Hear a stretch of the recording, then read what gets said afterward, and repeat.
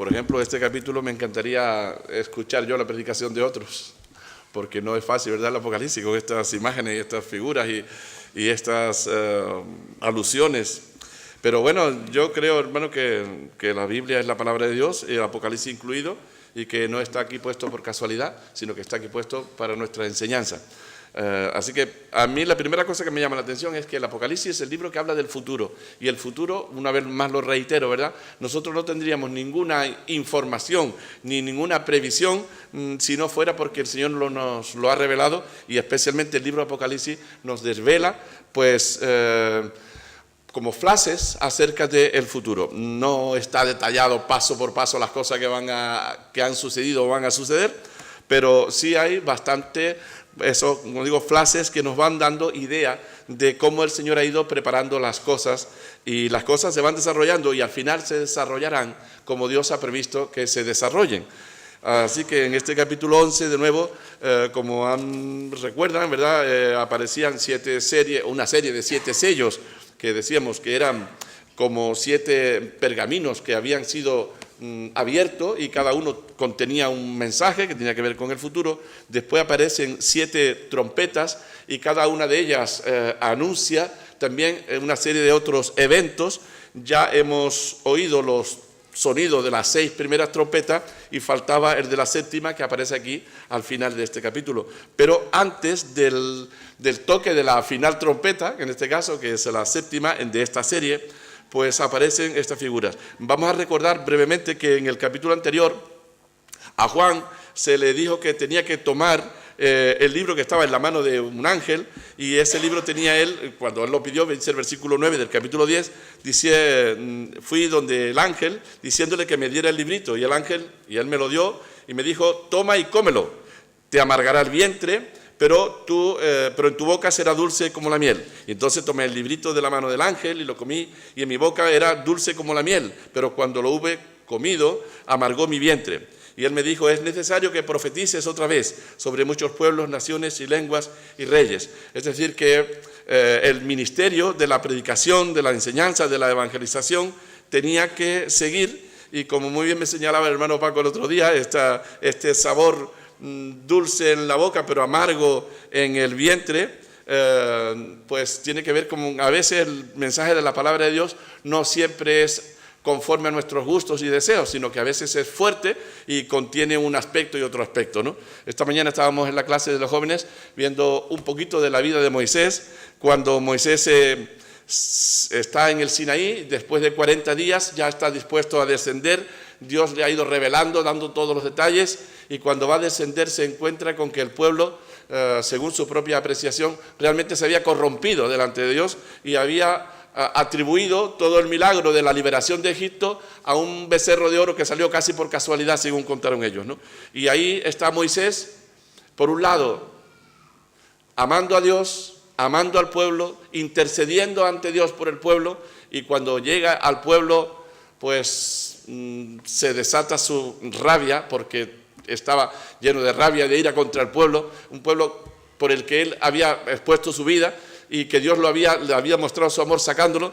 Pero ahora Moisés, ante el pueblo al que había pedido a Dios que lo librara, dijo a los que estaban con él, a la tribu de Leví, que cada uno fuera a su tienda y matara a su hermano, a su hijo, a quien fuera, porque había que pagar el precio. Y de verdad uno se queda así. Moisés, por un lado, intercede por el pueblo, por otro lado aplica una cierta justicia o disciplina que era imprescindible. Bueno, pues la palabra de Dios muchas veces es así, tiene ese lado agradable, dulce, que nos complace, y tiene otro aspecto que no es tan fácil de digerir, pero ahí está. Y bueno, pues así termina el capítulo 10 y comienza el 11. Entonces, dice Juan, me fue dada una caña de medir, una caña semejante a una vara de medir, y se me dijo: levántate y mide el templo de Dios y el altar y a los que adoran en él. Pero el patio que está fuera del templo déjalo aparte, no lo midas, porque ha sido entregado a los gentiles. Ellos hollarán la ciudad santa 42 meses. Y ordenaré, bueno, vamos a quedarnos ahí. En este capítulo aparecen tres pues, figuras diferentes: esta medición del templo, los 2 olivos y al final la última trompeta. Ninguna de las tres cuestiones son fáciles de interpretar, pero hermano, yo, ¿por qué? No lo sé. Yo sé que hay una frase que dice que siempre pues tendemos a hacer el camino más corto, ¿no? O la ley del menor esfuerzo.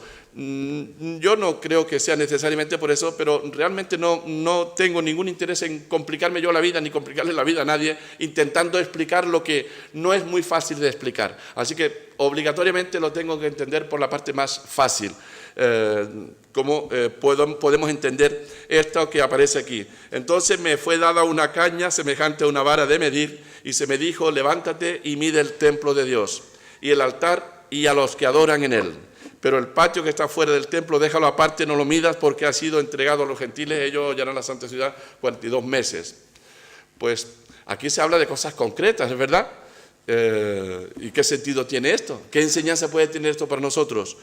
Yo me quedo con la enseñanza que entiendo está más fácil para nosotros de asumir. A Ezequiel también se le dio una caña de medir, también estuvo midiendo el templo, pero en el mismo libro de Apocalipsis aparece, por lo menos en una ocasión, ¿verdad?, cuando el pueblo de Dios los escogidos del Señor fueron sellados, apartados, dando a entender que Dios los conoce. Y aquí el medir el Señor quería saber con qué contaba. Vaya, lo sabrá él con qué contaba, ¿verdad? Pero también quería el Señor que el pueblo de Dios supiera que Dios contaba, es decir, Dios quiere que tú sepas que Dios cuenta contigo, Dios quiere que yo sepa que Dios cuenta conmigo. Y eso entiendo yo qué significa, y bueno, también evidentemente no me lo invento, lo he contrastado con algunos otros comentarios, y es la impresión que a mí me da, ¿no?, que el Señor ha querido transmitir aquí que Dios sigue conociendo a su pueblo. Él los conoce y los tiene, vamos a decir, controlado, medido. Sabe quién es quién. Y eso, por lo tanto, Dios tiene cuidado con ellos. Aquellos a quien dice aquí que Dios, a Juan se le dijo: levántate, mide el templo de Dios y el altar, y a los que adoran en él, porque realmente el templo de Dios somos nosotros. En el Nuevo Testamento así se reitera en más de una ocasión, ¿verdad? El templo, el edificio, el templo de Dios somos nosotros, los creyentes. Así que lo que a Juan se le estaba diciendo, mira, toma estas medidas, pero con eso lo que estaba diciendo, mira, yo quiero que mi pueblo sepa que yo lo tengo controlado, que yo sé quiénes son y que están en mi mano. Equivale a reforzar el sello que aparecía en el capítulo 6 y 7, ¿verdad? Que el Señor conoce a su pueblo. Y para mí sigue siendo, hermanos, de gozo saber que el Señor sabe quiénes están dentro. No dentro de esta casa, pero dentro de su templo. ¿Quiénes forman su templo de verdad? La casa donde Él habita y donde Él se manifiesta, que es en la vida de sus hijos, de su pueblo, de sus siervos, en los corazones de los creyentes. El Señor lo sabe. Y esa medición que aquí aparece y que nos puede dejar un poquito así, yo quiero entender, aparte que podría significar otras cosas, pero en principio yo me quedo con esta enseñanza. El Señor conoce a lo suyo y conoce, hay otros, dice que, pero el patio que está fuera del templo, déjalo aparte, no lo mida. Pues ustedes saben que así estaba diseñado el templo. Bueno, y el hermano Álvaro, que diseñó todo el tabernáculo en una ocasión hecho, usted se acuerda que usted hizo a Álvaro, ¿verdad? Y estaba por ahí en una madera, él hizo una especie de figura del tabernáculo, con la tienda en medio, el lugar santísimo, el lugar santo y el atrio, ¿verdad?, exterior. Y bueno, un poco aquí se da la idea, aunque ya se hablaba del templo, que es ese atrio, ese tabernáculo llevado a un edificio mucho más sólido, pues también mantenía esa estructura del interior del templo propiamente y el patio exterior, donde podían estar, como dice aquí, los gentiles o los que no formaban parte del pueblo de Dios y que el Señor sabe. Así que en estos primeros versículos, Juan está transmitiendo, según yo lo entiendo, confianza al pueblo de Dios. El Señor conoce a los suyos y también a los que están fuera, que se atengan a las consecuencias. El patio que está fuera del templo, déjalo aparte, no lo mida, porque ha sido entregado a los gentiles. Ellos hollarán, pisotearán, harán daño a la santa ciudad. Tienen su tiempo también contado, el tiempo de los gentiles también cuenta, pero es un tiempo que el Señor les ha permitido, y como dice aquí, 42 meses, es decir, un tiempo fijado que el Señor permite aún para los que no le obedecen, le da su tiempo. Yo me quedo con esta enseñanza, entiendo quizás la más fácil de asimilar para nosotros.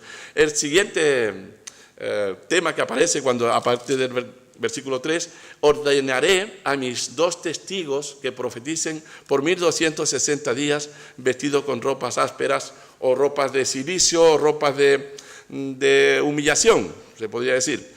Estos 2 testigos, y claro, no lee estas cosas, a ver qué significa esto. Estos 2 testigos son los 2 olivos y los 2 candeleros que están en pie delante del Dios de la tierra. 2 testigos que son 2 olivos, que son 2 candeleros. Pues por especular se ha especulado, ¿verdad? Mucho, pero yo no entro por ese camino, no quiero entrar por el camino de la especulación, sino que siguiendo la lectura, si alguno quiere dañarlos, sale fuego de la boca de ellos y devora a sus enemigos. Si alguno quiere hacerles daño, debe morir de la misma manera, el que quiso hacerle daño. Estos 2 testigos tienen poder para cerrar el cielo a fin de que no llueva en los días de su profecía. Y tienen poder sobre las aguas para convertirlas en sangre y para herir la tierra con toda plaga cuantas veces quieran. Es decir, se les ha dado una autoridad casi ilimitada. Cuando hayan acabado su testimonio, la bestia que sube del abismo hará guerra contra ellos y los vencerá y los matará. Y sus cadáveres estarán en la plaza de la gran ciudad que en sentido figurado o espiritual se llama Sodoma y Egipto, donde también nuestro Señor fue crucificado, que no era ni Sodoma ni Egipto, ¿verdad? Sabemos, entonces alude a una ciudad, pero da una referencia. Gentes de todo pueblo, tribu, lengua y nación verán sus cadáveres por 3 días y medio y no permitirán que sean sepultados. Los habitantes de la tierra se regocijarán sobre ellos, se alegrarán y se enviarán regalos unos a otros, porque estos 2 profetas habían atormentado a los habitantes de la tierra. Qué cosa más rara.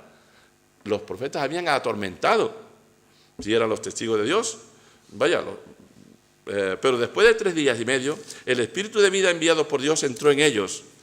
Se levantaron sobre sus pies y cayó gran temor sobre los que lo vieron. Entonces oyeron una voz del cielo que les decía, subid acá, y subieron al cielo en una nube, y los vieron sus enemigos. Y en aquella misma hora, como se dice, hubo gran terremoto y la 10ª parte de la ciudad se derrumbó por el terremoto, murieron 7.000 hombres y los demás se atemorizaron y dieron gloria a Dios. Y bueno, esto es el segundo ay, que había sido anunciado en el capítulo 8, creo que fue, ¿no? Entonces, aquí tenemos esta figura de los 2 testigos. ¿Qué significa esto para la Iglesia hoy? Porque nosotros no estamos viviendo en esta época, en otra época, estamos viviendo en esta. ¿Qué mensaje nos quiere transmitir el Señor aquí? Pues hay personajes, y se habla de olivos en otro lugar, de un olivo, creo que Zacarías, y se hablan de algunos profetas que tuvieron autoridad. Por ejemplo, uno puede pensar en Elías, que tuvo autoridad para parar la lluvia o para mandar que lloviera. Es decir, el Señor le dio esa facultad y la facultad que se le han dado a estos 2 testigos nos recuerda a personajes como, por ejemplo, como Elías o como Moisés, que, bueno, las plagas de Egipto vinieron a través de Moisés. Cuando Moisés, bueno, el Señor lo mandaba, pero él hacía tal cosa y venía aquella plaga y convertía el agua en sangre o lo que sea, ¿no? Así que, y algunos murieron a la presencia de Moisés, la tierra los tragó bajo la autoridad de Moisés. Es decir, que estos 2 testigos de alguna manera traen a nuestra mente personajes, quizás los más directos relacionados serían Elías y Moisés, que curiosamente, Elías dice la Biblia que fue llevado, no vio muerte, fue llevado por el Señor en un carro de fuego, y Moisés, aunque se dice que murió, pero también se dice que lo enterró Dios y nadie sabe dónde está el cuerpo de Moisés, con lo cual luego tenemos que cuando a Jesús se le aparecen, estando con Pedro en el monte de la transfiguración, se le aparecen unos personajes, aparecen Elías y Moisés, ¿verdad? Y es curioso, y aquí Juan habla de estos 2 testigos, que son 2 olivos y que son 2 candelabros. Ahora, es una alusión a estos 2. Yo creo, hermano, que es una alusión a Testigo, ustedes saben que la palabra testigo en griego, no sé griego, pero bueno, por lo que tengo entendido, quizá el hermano Juan Antonio, es lo mismo que mártir, ¿no? Bueno, no sé si tú sabes griego mucho o poco, pero bueno, sé que estudias y tal, y sé que significa la palabra es la misma que nosotros usamos para mártir, en griego es la misma palabra. Así que aquí se habla de los dos testigos y se podía hablar, igual leer los dos mártires, porque al final los dos mueren. Así que yo me quedo, hermano, con que esto significa el pueblo de Dios que está llamado a testificar, a ser testigo. A lo largo podría referirse al antiguo pueblo de Israel y al nuevo pueblo de Israel, también como testigo. Podría referirse, pero como eso a mí al final no me enseña una cosa concreta, yo me quiero quedar con que estos dos testigos, que podría en el trasfondo ser el antiguo pueblo y el nuevo pueblo, o podría quizás significar otra cosa que en este momento a mí el Señor no me ha revelado, no sé si alguno de ustedes lo tiene mucho más claro. Yo me quiero quedar con que estos dos testigos al final son hombres y mujeres de Dios que son testigos, están dispuestos a mantener el testimonio, cueste lo que cueste, y a los cuales Dios ha dado autoridad. Y uno vemos, qué sé yo, Jesús tenía autoridad y le decía a los demonios, sal de él, y tenía que salir. Y a Lázaro, levántate, y se levantaba. Y algunos de los apóstoles hicieron milagros similares y algunos quedaron mudos por la palabra de ellos. Otros, perdieron la vida y otros, como Ananías y Zafira, por la palabra de Pedro, ante la presencia de Pedro, perdieron la vida. Y otros, pues, hicieron otros milagros. Es decir, el Señor se ha manifestado siempre, siempre. Yo creo que el Señor está comprometido con sus siervos, con sus testigos, en este caso, a ellos se les dio autoridad. Yo creo que el Señor da autoridad a sus instrumentos, que les da autoridad. Y si es terrible cosa caer en las manos del Dios vivo, yo no sé qué cosa, cómo se sentiría, cómo se sintieron Ananías y Zafira delante simplemente de Pedro, que no pudieron resistir sus palabras y su mirada, y murió uno y murió el otro. Y la presencia de un hombre o de una mujer de Dios, cuando Dios está implicado en esa vida, hermanos, pues esa es la presencia y la autoridad de Dios. El Señor puede, de hecho se ha manifestado siempre a través de sus siervos. Así que sean dos, que dos sea uno, o que significa muchos, no lo sé. Yo sinceramente no lo sé, si estos dos testigos, mártires, olivos, candelabros, lo que dice aquí que están de pie delante de Dios. Si alguno quiere dañarle, y eso también ha sucedido en la historia, hay testimonios en la Biblia, y yo creo que todos nosotros podríamos contar como cuando alguien ha querido hacernos daño a nosotros. Yo puedo contar testimonio que alguien ha querido hacerme daño o ha querido hacerte daño a ti o al pueblo de Dios. El daño lo ha recibido esta persona. Porque Dios se compromete con sus siervos y se compromete en la medida que Él quiere. Porque miren lo que pasó con estos dos personas, vamos a decir, porque no sabemos si eran personas, si probablemente eran pueblos, pero aquellos con los que Dios se había comprometido y Dios estaba con ellos. Si alguno quiere hacerles daño, sale fuego de la boca de ellos y devora a sus enemigos. Si alguno quiere hacerles daño, debe morir de la misma manera. Estos tienen poder para cerrar el cielo a fin de que no llueva en los días de su profecía, y tienen poder sobre las aguas para convertirlas en sangre y para herir la tierra con toda plaga, cuantas veces quieran. Tal vez son figuras que todavía no han aparecido y aparecerán más adelante, probablemente. Pero yo veo aquí el espíritu de los hombres y mujeres de Dios, con la autoridad de Dios.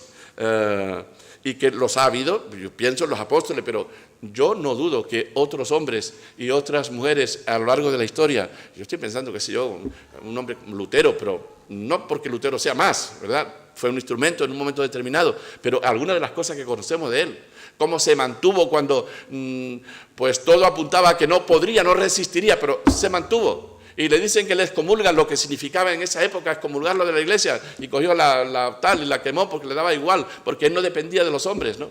Yo creo que cuando un hombre está en la presencia de Dios, tiene la autoridad de Dios y hace cosas que no puede hacer un hombre en sus fuerzas, ¿no? Y estos dos testigos, estos dos mártires, estos dos figuras desde luego, pues para mí representan esos hombres que están llenos del poder, de la gracia del Señor y que tienen la autoridad del Señor para hacer las cosas como a Dios le agrada.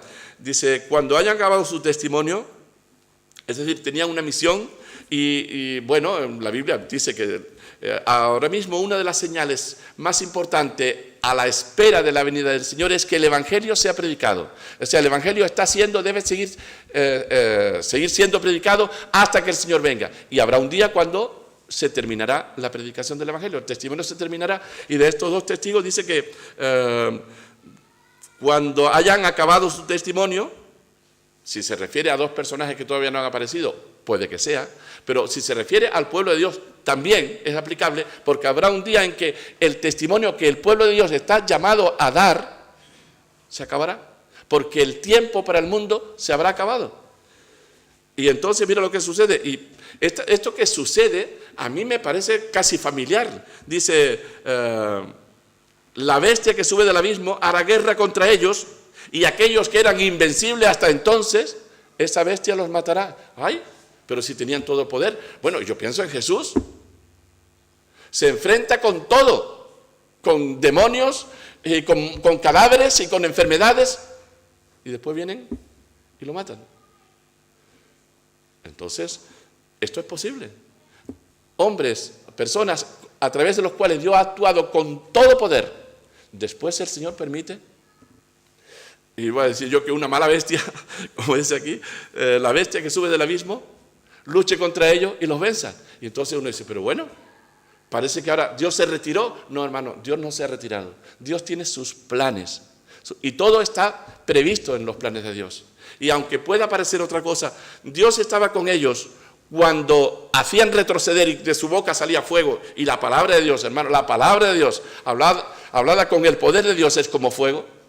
Y yo creo que la palabra de Dios quema el pecado, y como dice aquí, de su boca salía fuego, pues yo lo creo, eso que Dios estaba con ellos. Cuando estaban en el periodo de testificar, de mantener el testimonio, Dios estaba con ellos, pero cuando llegó el momento de que su ministerio había acabado, y en los planes de Dios estaba que ellos, dice que la bestia hizo guerra contra ellos, y los vencerá y los matará.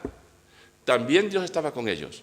Cuando Dios permitió que esto sucediera, como ha estado con todos aquellos a lo largo de la historia que han sido testigos mártires, que han muerto y han dado su vida por mantener el testimonio del Evangelio. El Señor estuvo con ellos cuando hicieron y pusieron en fuga a ejércitos enemigos, como dice la Epístola a los Hebreos, o cuando tuvieron que pagar con su vida. El Señor estuvo igualmente con ellos. Por eso cuando el Señor dice que selló a sus siervos, o aquí, que los midió, es una manera de tenerlos identificados.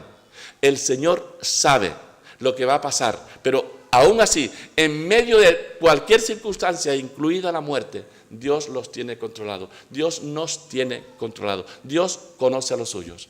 Ese es el mensaje del libro de Apocalipsis en general, ¿verdad? Que el Señor conoce. Y estos dos testigos, quien quiera que sean, refiérase a personajes históricos de la antigüedad, refiérase al pueblo de Israel y a la iglesia, o refiérase a personajes que todavía no han venido, para mí sigue vigente en el pueblo de Dios que testifica hoy también. Y que el Señor nos ha dado poder. Jesús lo dijo, ¿verdad? Recibiréis poder cuando haya venido sobre vosotros el Espíritu Santo y me seréis testigos. Testigos significa también dispuestos a morir. Mártires, me seréis mártires. Y estos aquí tenían poder y eran testigos. Y al final mártires. Y el Señor estuvo con ellos en todo el tiempo. Los vencerá, los matará. Claro, cuando alguien muere, pues alguien se alegra, como es lógico. Y como ellos habían estado profetizando, es decir, el pueblo de Dios, el mensaje del Evangelio, hermano, siempre es un mensaje que dice aquí, ellos habían atormentado. Versículo 10, ¿no? Dice, se alegrarán y enviarán regalos unos a otros porque estos dos profetas habían atormentado a los habitantes de la tierra.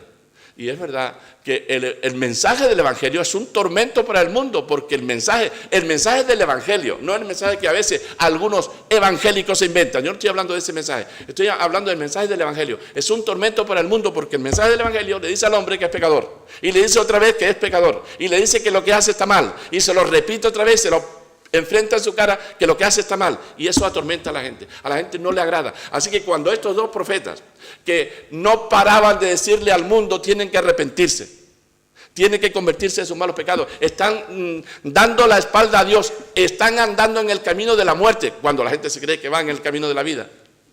Cuando por fin estos dos testigos fueron acallados, o callados, fueron muertos, fueron vencidos, fueron muertos, los adversarios se alegraron. Pero Dios sigue teniendo el control de todo. Y aunque murieron, Jesús lo había dicho ya, cuando Marta y María, dice, el que cree en mí, aunque esté muerto, ¿qué más? Vivirá, ¿verdad? Así que estos, a los que dice que sus cadáveres estarán en la plaza de la gran ciudad, que en sentido espiritual se llama Sodoma y Egipto, donde también nuestro Señor fue crucificado. Si intentáramos meternos ahí, ¿qué significa esto? Porque evidentemente es una alusión a ¿dónde fue crucificado Jesús? ¿Qué ciudad? Jerusalén. Así que seguramente hay mucho más de lo que nosotros estamos diciendo, pero yo ahora mismo no tengo luz para decir a qué significa esto. Como no lo tenemos esa luz, probablemente mañana, dentro de un tiempo, el Señor revele quiénes son estos dos testigos más concretamente. Yo hoy me quedo con esta enseñanza. Representan a la iglesia militante, capacitado por el Señor para hablar con autoridad. Que el mensaje del Evangelio atormenta al mundo, no importa que lo atormente, tenemos que seguir predicándolo. El Señor no va a permitir que suceda nada a su pueblo mientras Dios no quiera. Y cuando suceda algo a su pueblo, es porque Dios lo ha permitido. Pero eso no es una victoria para el que aparentemente obtuvo la victoria. Los cadáveres de los dos testigos puestos en la plaza, ahí, sea la plaza que sea, suponiendo que sea Jerusalén, donde nuestro Señor fue crucificado, y gente de todo pueblo, tribu, lengua y nación verán sus cadáveres por 3 días y medio y no permitirán que sea sepultado. Y los habitantes de la tierra se regocijarán sobre ellos. Por fin les hemos tapado la boca. Ya no más nos están diciendo que somos malos, que somos pecadores o que hacemos las cosas injustas. Ya por fin podemos hacer lo que nos da la gana y nadie nos va a reprochar nada. Eso es el regocijo que siente el mundo cuando estos dos testigos, que para mí, digo, en este momento representan al pueblo de Dios, cuando el pueblo de Dios le sea tapada la boca o sea quitado de en medio o la iglesia sea arrebatada, quién sabe, ¿verdad? Entonces la gente se alegrará. Pero ¿qué pasó aquí? Dice que los habitantes de la tierra se enviaban regalos y tal, porque habían atormentado a los habitantes de la tierra. Pero después de 3 días y medio, el Espíritu de Dios, el Espíritu de vida enviado por Dios, entró en ellos. Y los que habían sido muertos no estaban muertos, sino que se levantaron sobre sus pies. Y entonces aquellos que se alegraban, volvieron a temer, porque lo que para ellos había sido una victoria, era todo lo contrario. La victoria había sido de los dos testigos. Habían cumplido su ministerio y ahora iban con su Señor. En un sentido, ¿verdad? En un sentido, a mí no me importaría ser de estos testigos. Y yo creo que la Iglesia debería identificarse con estos testigos, dispuestos a proclamar, dispuestos a mantener el testimonio a lo que el Señor nos ha llamado, a ser testigos, mártires si hace falta. Esteban murió, pero Esteban no fue vencido. Él vio la gloria de Dios estando en la muerte. Jesús, ¿verdad? Y estos fueron muertos, pero no. Después el espíritu de vida el Señor se los mandó de nuevo y volvieron a vivir. Y una voz del cielo les dijo, subid acá, y subieron al cielo una nube y sus enemigos lo vieron. Y cuando se dice este detalle, y sus enemigos lo vieron, ¿cómo se quedarían sus enemigos? Esa frase que usamos, se quedarían de piedra. Cuando pensaban que habían vencido, resulta que había comenzado su propia derrota, su propia destrucción. Porque aquellos hombres y mujeres, aquel pueblo, aquellos dos testigos que habían mantenido el testimonio contra todo, manteniéndolo firme, aunque ahora fueron vencidos, no fueron vencidos. Dios estaba con ellos y al final yo diría que subieron a su patria celestial, de donde eran, porque no eran de esta tierra, como el Señor lo ha dicho también a nosotros. Pablo lo reitera, ¿verdad? Nosotros nuestra ciudadanía está en los cielos, así que yo uno estas palabras, subid acá, y subieron al cielo en una nube, subieron a su patria, donde suben los creyentes, aquellos hombres y mujeres que han mantenido a lo largo de la historia, a lo largo del tiempo, a lo largo de su vida, el testimonio en alto. Y bueno, en aquella hora hubo gran terremoto. En la enseñanza general de las 7 trompetas, la séptima cierra de nuevo como otro nuevo periodo, bueno, no un nuevo periodo, cierra de nuevo el periodo vigente, dice que pasó el segundo ay, y viene el tercero, y el versículo 15, y yo quiero terminar ya, dice, el séptimo ángel tocó la trompeta y hubo grandes voces en el cielo que decían, los reinos del mundo han venido a ser de nuestro Señor y de Jesucristo, y Él reinará por los siglos de los siglos. Es decir, lo que está diciendo esta séptima trompeta es que definitivamente otra vez, como hemos dicho desde el principio, los sellos narran un vistazo, una visión de todo el futuro, hasta terminar en los cánticos de alabanza. Y ahora las 7 trompetas de nuevo, quizás desde otro ángulo, anunciando otros aspectos de los acontecimientos, vuelve a cerrar ese ciclo, y en la séptima trompeta dice que ya otra vez lo que ya se había anunciado en el capítulo anterior, que el tiempo no sería más. Y aquí se dice que los reinos del mundo han venido a ser de nuestro Señor y de Jesucristo, y Él reinará por los siglos de los siglos. Es decir, se acabó la historia de la humanidad como ahora la conocemos. Y el Señor tiene, como lo ha tenido siempre, todo el protagonismo. Los 24 ancianos que estaban sentados en sus tronos delante de Dios se postraron sobre su rostro y adoraron a Dios diciendo, te damos gracias, Señor Dios Todopoderoso, el que eres, que eras, que has de venir, porque has tomado tu gran poder y has reinado. Las naciones se airaron y tu ira ha venido, el tiempo de juzgar a los muertos, de dar el galardón a tus siervos los profetas, a los santos y a los que temen tu nombre, los pequeños y a los grandes, y de destruir a los que destruyen la tierra. Esta observación, ahí está, a los que destruyen la tierra. El templo de Dios fue abierto en el cielo y el arca de su pacto se dejó ver en el templo. Y hubo relámpagos, voces, truenos, un terremoto y grande granizo, o granizo grande. Como que se cierra de nuevo y nos presenta que la historia del mundo terminó. Lo que nos aportan las 7 trompetas. Me quedo con ese resumen. La visión primera de la medición, Dios conoce a su pueblo, a los que están dentro y a los que están fuera. La segunda visión, estos personajes representan a la iglesia militante que testifica con poder mientras el Señor nos lo permita, y tenemos que seguir haciéndolo y hacer uso del poder y de la autoridad mientras el Señor lo permita. Y cuando seamos vencidos, si fuera el caso, no somos vencidos. El Señor tiene sus planes y proyectos, y al final se demuestra que aquellos que habían sido derrotados son levantados y llevados al cielo. Y al final el Señor reina. Desde luego el libro Apocalipsis no se ha terminado, así que el próximo día continuaremos, Dios mediante, con otro capítulo que tampoco será muy fácil de entender, pero bueno, con la ayuda del Señor iremos adelante. Que el Señor nos bendiga. Amén.